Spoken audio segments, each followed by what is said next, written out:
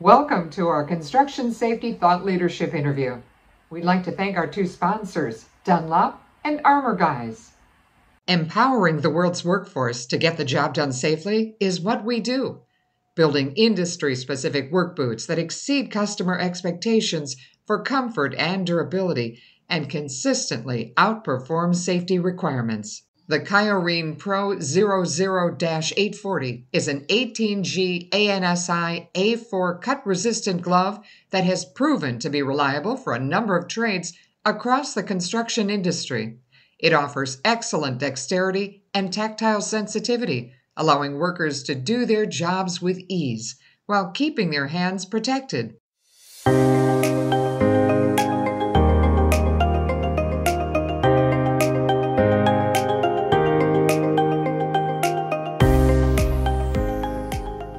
Hi, I'm Maureen Paraventi, editor of Workplace Material Handling and Safety magazine. Welcome to a thought leadership interview with Bob Lahey. Bob is president and CEO of the Chicagoland Construction Safety Council. Thanks for speaking with me today, Bob. Thank you again for the invitation. The Construction Safety Council has launched several virtual reality, or VR, courses to train workers on best safety practices in the construction industry. Now, can VR really work with a hands-on industry like construction? It can. In fact, one of the reasons that we have evolved to the point that we have where we use VR in some of our courses is because it's an evolution of the delivery. Perhaps the message isn't changing, the dangers are oftentimes not changing, but the way that people learn is changing. And so virtual reality allows us to meet our students at a different level than we traditionally do. Of course, the traditional method of learning is lecture and discussion and dialogue. All of that can happen, and VR doesn't necessarily replace that, but it enhances the discussion, it enhances the dialogue, and I think most importantly, it enhances the retention of the information by the students. So for all those reasons, it's quite relevant in the construction industry. There are VR courses in fall protection, scaffolding, and excavation. What can people who sign up for these courses expect? They're going to get some baseline information about the inherent risks on a job site. Let's take an excavation job site, for example. You have a dig, a trench, an underground activity that's taking place. But are you entirely aware of the surroundings? The risk isn't limited to the hole in the ground. The risk surrounds the hole in the ground. It could be your spill pile. How close is it to the edge of the trench? It could involve the depth of the trench. It's going to involve the type of soils that you're dealing in. So to focus on the hole in the ground is not the whole of the risk assessment that needs to be done. So our virtual reality simulations invite the students to look at the entire environment that they're working in, to look at the things that they're wearing in terms of PPE and equipment, to be aware of the manual equipment or the electrical and electronic equipment that might be surrounding a job site, the mechanical equipment, tractors, trailers, trucks, backhoes, diggers. All of those elements present some sort of risk. And the VR simulations that we've created allow for an individual to approach a job site with a headset on, but it's as if they were at an actual job site, and conduct that preliminary assessment and assign value to the various risk elements that we've placed in the scenario. And once they become more aware of all of those elements, they're going to end up in a safer place at the end of the day. It's the time of year when temperatures are rising across the country, already hot in many places. Construction workers often have to work outdoors.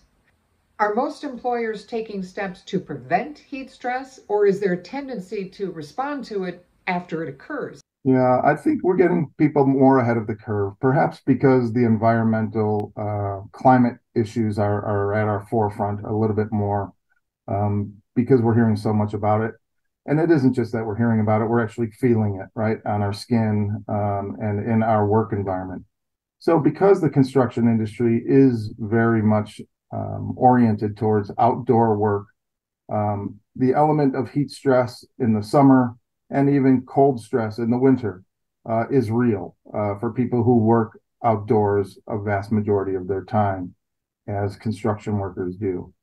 So employers are certainly more aware, but there's some real common sense approaches that they can take. Rest, shade, and hydration are your three most important elements to combating heat stress. Providing an opportunity for rest. You got to give the body, it's a physiological need for the body to sweat and when it overheats and needs time to decompress. And one of the ways you can speed that up is with hydration. It could be a product that you buy off the shelf. It could be as simple as sufficient water supply on job sites. So those are some real simple things to do. And then get people out of the direct sunlight where possible. And if it's not possible, then wear appropriate PPE. And personal protective equipment is what I'm referring to. And while that might sound like a very glorified term, it could be as simple as a hat, sunglasses, and sunscreen. Those very simple everyday elements, when applied over time and applied appropriately on the right conditions, that will keep people out of harm's way more often than not. Ladder safety would seem to be pretty simple, intuitive even.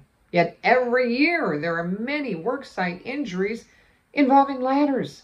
What's behind that, and how can those injuries be prevented? Listen, it's simple. We do it. We do it daily. We do it without thinking. And maybe that's the problem. We do it without thinking. To climb a ladder and get down a ladder, not exactly the most complicated of tasks. But there's a rule of thumb about keeping 3 points of contact when you ascend and descend a ladder. Are you? What are those 3 points? Obviously, one of them needs to be at least 1 foot. The other one's probably the other foot, and then of course you've got your 2 hands. 3 points of contact will eliminate a lot of hazards and risks. But because it seems so simple and it seems so commonplace, I think the average person doesn't pay attention to the inherent risk in scaling a ladder and descending a ladder. But that's not the construction world. We don't go up and down ladders as an exercise. We go to a ladder as a place of work. So not only do we now engage the ladder as a tool, but then we're going to be doing something physically demanding while on a ladder. We have just increased dramatically the risk factor. Our hands are probably engaged somewhere. So we no longer have 3 points of contact. Again, the 3 points of contact is ascending and descending. Once you lose that third point of contact with your hands being engaged in a construction-related task, you have 2 points of contact, and therefore the risk level heightens. When the risk level heightens and when we're engaged in concentrating with what we're doing manually, perhaps we're not paying attention to our balance. Perhaps we're not paying attention to our footwork. And for all of those reasons that are pretty straightforward, but until you break it apart, I think there's the answer to your question. Why does this keep happening? Is because it's so simple and we pay so little attention to it in our thought process because it comes naturally. But what also comes naturally is gravity. And when gravity takes hold, it can have some dire consequences, whether the fall is from very great heights or whether the fall is from just 2 to 3 feet. Our knees, our ankles, our elbows, our backs aren't made to sustain that sort of trauma. And for that reason, ladders, fall from heights continue year after year to be the number one cause of injury, not only in the construction industry, but in many different industries. And so it's a little bit of human nature to discount the risk. but it's a lot of reasons why the injuries are as common as they are. The council offers confined space entry training. Now, is there a lack of awareness, Bob, on the part of some in the industry that confined spaces have very special hazards? And what does the training cover? Primary first step in a confined space environment is to assess the risk of typically something that you can't see. So by that, I'm talking about the atmospheric conditions. If you're crawling into or walking into or climbing into or out of a confined space, you're going to encounter some atmospheric conditions that are probably different than the open air space that you've left to enter that confined space. That by itself creates a hazard.